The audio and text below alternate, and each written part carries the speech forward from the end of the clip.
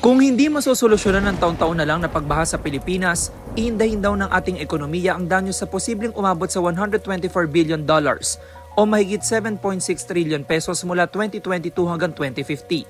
On average, nasa 20 bagyo ang tumatama sa Pilipinas kada taon ayon sa Pag-asa. At kabilang tayo sa mga bansang pinakaapektado ng water-related disasters gaya ng malawakang pagbaha.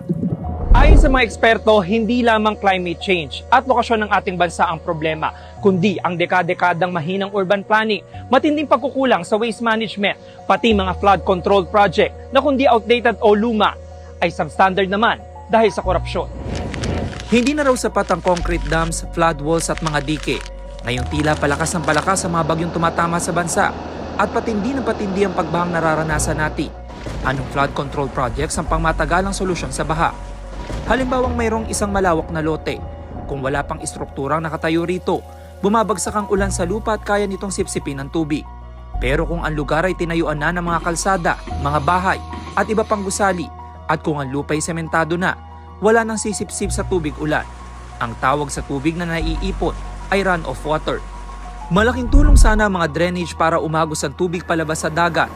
Kung sapat ang sukat ng mga ito, maayos na na-maintain at hindi barado na sa katerbang basura.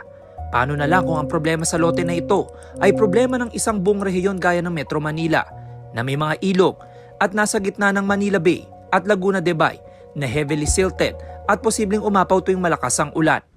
Ayon sa Philippine Disaster Resilience Foundation, posibleng maging solusyon ng green infrastructure gaya ng sunken lawns at underground tanks. Ang sunken lawn o retention pond ay isang landscape design na mas mababa sa ground level. Nagsisilbi itong natural sponge kung saan naiipon ang runoff water para mapigilan ang pagbaha.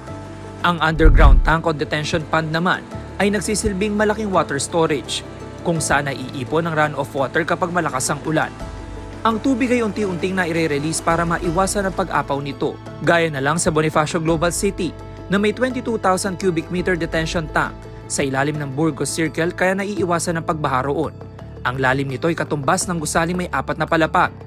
Kaya nito mag-imbak ng tubig na katumbas ng laman ng 8 Olympic-sized swimming pools.